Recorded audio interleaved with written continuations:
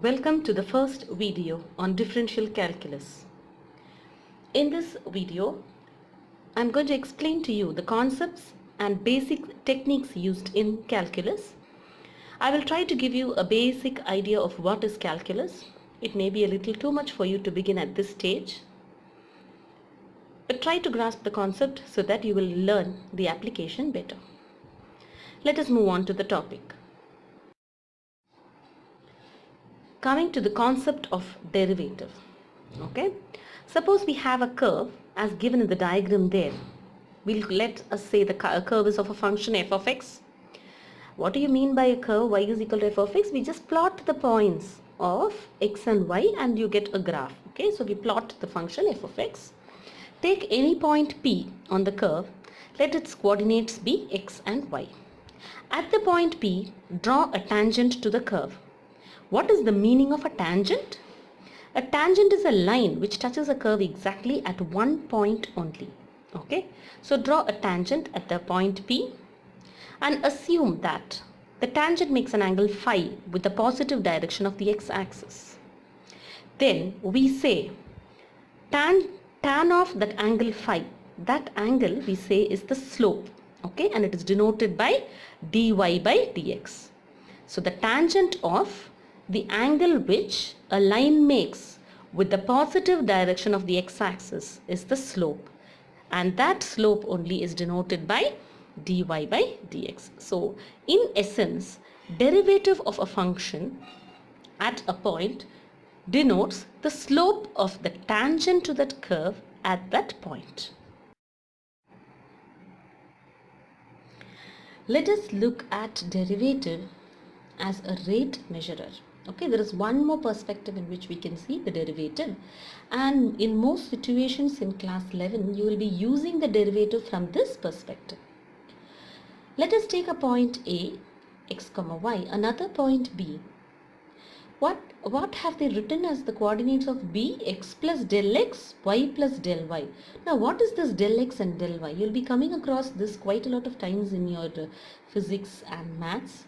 Del x and del y, even though they look as if they are very complicated, they just denote small increments in x and y. Okay, they are small, very small values del x, so that x plus del x and y plus del y will be small increments in x and y. So we are actually having 2 points A and B which are very close to each other on the curve. It will not be visible if we take the points very close, so in the diagram they are just spaced out a little.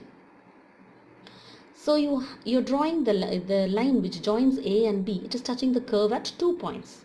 So definitely it is not a tangent to the curve. If it has to become a tangent to the curve, we should allow B to come very close to A, but B should not exactly come on A. Okay, it should come very close to A, but not exactly on A. So that is what we mean by B tends to A. So when will B tend to A? If del x becomes very, very small, that is del x tends to 0 and del y tends to 0, then x plus del x will be almost x and y plus del y will be almost y. In that case, the point B will almost coincide with the point A and we denote it as B tends to A.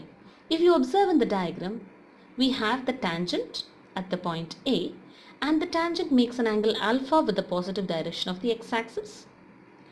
Tan of that angle alpha is called as the slope dy by dx.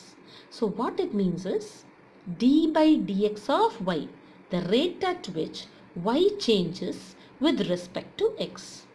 So that is another way in which you can understand the derivative. Let us assume that we have a circle. Okay, let the circle be with the radius 2 centimeters. Now, if I increase the radius of the circle by just 1 more centimeter, by how much will its area change? If I denote area by capital A and radius by r, then I would be doing dA by dr or d by dr of A, the rate at which the area changes with respect to the radius. So whenever we have to see, we have to find out how one quantity changes with respect to the other, the derivative will be a handy tool. Now we move on to basic differentiation. Let us start with the first thing. I told you that you can think of the derivative as a rate measurer. Okay, so dy by dx means how much y changes with respect to x. If y is a constant, will it change? No. So if you differentiate a constant, it will be 0. So if y is a constant, dy by dx is 0. We have seen here there are two examples you can see. When y is 5, what is dy by dx? 0. Y is 12, dy by dx is 0. So the idea is differentiation of a constant gives 0. You can apply it even for constants which are given as a and b when you're doing problems, but they should mention that it is a constant. If they mention a and b or some other k, c, some value there in the function and they mention it is a constant, then you can say that. Okay, so note that if the constant stands separately and you differentiate it, it becomes 0. Next we come to the most used formula for class 11, that is differentiation in physics especially. Y is equal to x power n. So if you have a function of the form y is equal to x power n, then dy by dx will be n into x power n minus 1, meaning you have to multiply the function in front by the power and reduce 1 from the power. Look at the first example, y is equal to x square. So dy by dx will be 2 into x power 2 minus 1, because now in this n is equal to 2. And x power 2 minus 1 is x power 1, we just write it as x2x. Look at the second one, y is equal to x cube. So now your n is 3. So 3 into x power 3 minus 1. So 3x square. Next y is equal to x power 5. 5 into x power 5 minus 1, which is 5x power 4. Next when you differentiate, y is equal to 3x square, you must be careful.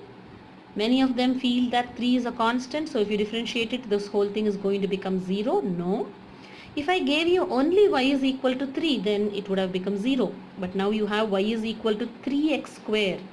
So you have the product of a constant with a function, means you keep the function as it is and differentiate only the constant. So 3 remains as it is. Differentiation of x square, already we have seen it is 2x. So 3 2's are altogether you get a 6x. Y is equal to 7x power 5. So when you differentiate this, keep the 7 as it is. Differentiate x power 5, you will get 5 into x power 5 minus 1, which is 5 into x power 4. So 7 into 5 is 35 x power 4. At this point I also want to tell you something. When you write something, you must be clear about it. See, many of the students write y is equal to x square and in the next line they will write that is equal to. No. Whenever you are writing this, you should be very careful to write the function as y is equal to x square, and if you are differentiating it, you should not put another equal to and just write. You have to mention dy by dx equal to. Even though this looks like something very trivial, writing the steps properly will help you very much when you go for higher problems. So when you write the function, write it in the first line, and when you're differentiating the function, don't forget to write dy by dx is equal to in the next line. Here in this, we are doing some more applications of this formula. If you look at example 6, y is equal to x power minus 2. So you can use this formula even when you have negative powers. Okay. So dy by dx, as just like we saw in the last 5 examples, it is minus 2 into x power minus 2 minus 1, which is minus 2 by x cube. Y is equal to square root of x. When you have a square root of x, you know that square root of x means x's power is half. So y is equal to x power half. Use the same formula using n is equal to half. So half into x power half minus 1, which is half into x power minus half. And you know that an exponent, if it has a negative power, when you bring it to the denominator, the power will become positive. So 1 by 2 into x power half in the denominator can be written as root x. The same goes to the example 8. Y is equal to cube root of x. When you have cube root of x, you can write it as x power 1 by 3. Put n is equal to 1 by 3. So 1 by 3, x power 1 by 3 minus 1. 1 by 3 minus 1 is minus 2 by 3. So if you bring it to the denominator, it will become x power 2 by 3. Now, in 9, you have y is equal to 3 by x square. The x part is in the denominator. So you bring it up. 3 into x power minus 2. And so you get dy by dx is 3 into x power minus 2. You can differentiate it. Minus 2 into x power minus 2 minus 1. So the whole power becomes minus 3 minus 6 by x cube. If you, the 10th one is y is equal to x root x. So x's power is 1, root x's power is half. You add the powers, so it becomes 1 and a half, 3 by 2. So y is equal to x power 3 by 2. On differentiation, it will give you 3 by 2, x power 3 by 2 minus 1, which is root x. Okay, 3 by 2 into root x. So you must be very careful here. When you get it in the denominator, just you have to bring the x terms in the denominator with the power, just take it up to the numerator and use the same formula. But be careful about the sign of the powers. Okay. Here you see some basic formula. Okay, they are standard derivatives which you'll use. Actually, there are so many more. But for the point of view of a basic course in calculus, I think this will be sufficient. If you differentiate sin x, it becomes cos x. If you differentiate cos x, it becomes minus sin x. Differentiation of tan x will give you secant square x. Differentiation of cot x will give you minus cosecant square x. Differentiation of secant x will give you secant x tan x. Differentiation of cosecant x will give you minus cosecant x cot x. If you have y is equal to e power x, then differentiation of e power x gives you e power x. There is no change. Instead of trying to mark up this formula, it will be useful for you if you can write down the formula and keep it where you will observe it often, or keep doing problems, and in every time when you do a problem, you write out the formula first and do the problem. In that way you will get thorough with the formula also. It will be there in your memory for long and you need not mark up the formula.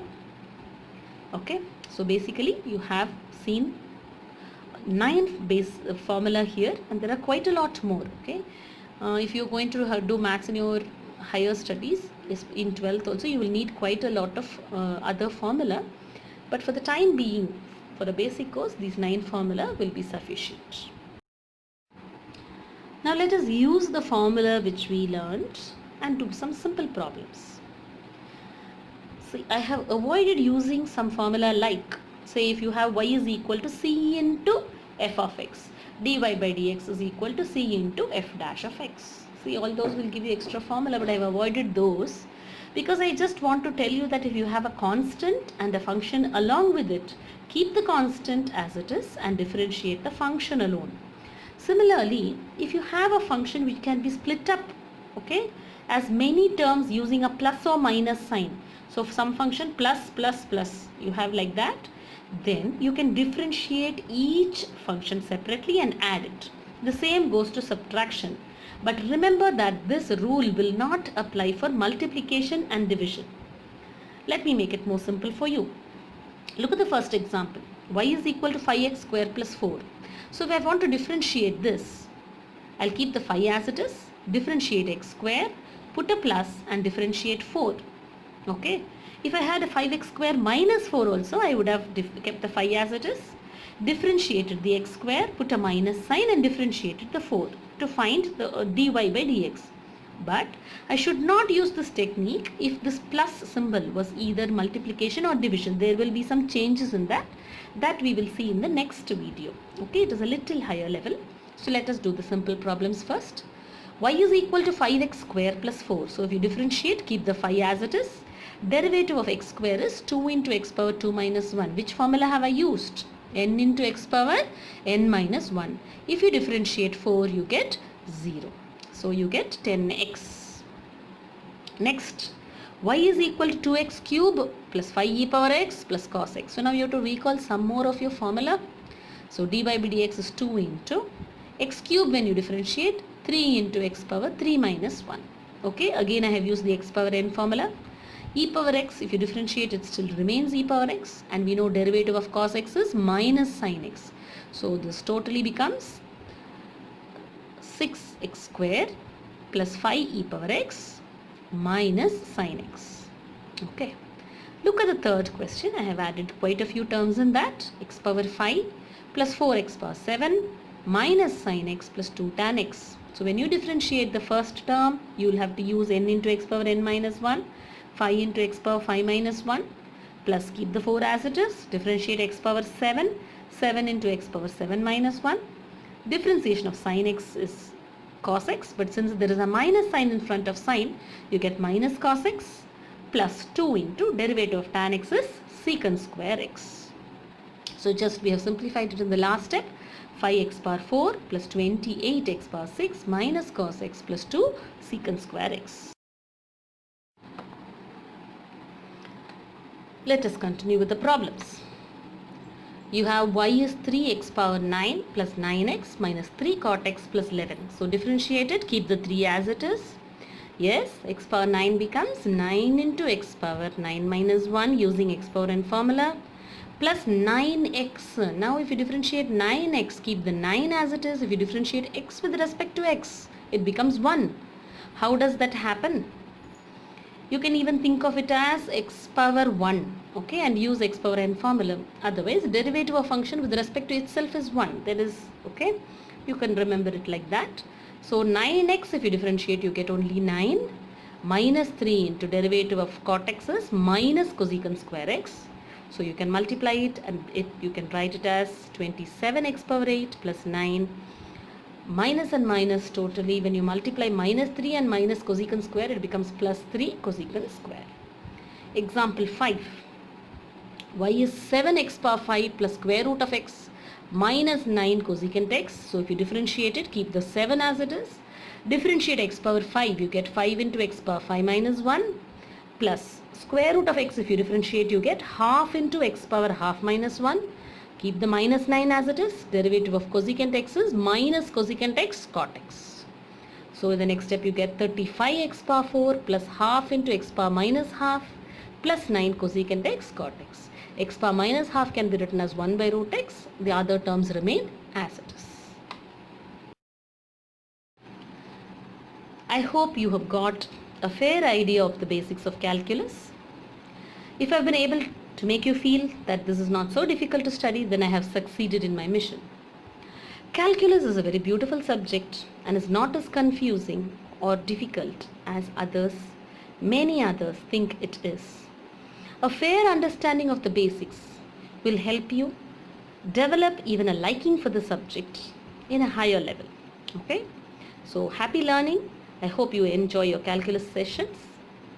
Please wait for the next video on calculus, where I will be teaching you how to differentiate functions which are product or can be written as one function divided by the others. If you like this video, click like, subscribe to this channel to get updates and to be notified about our videos on time. Thank you.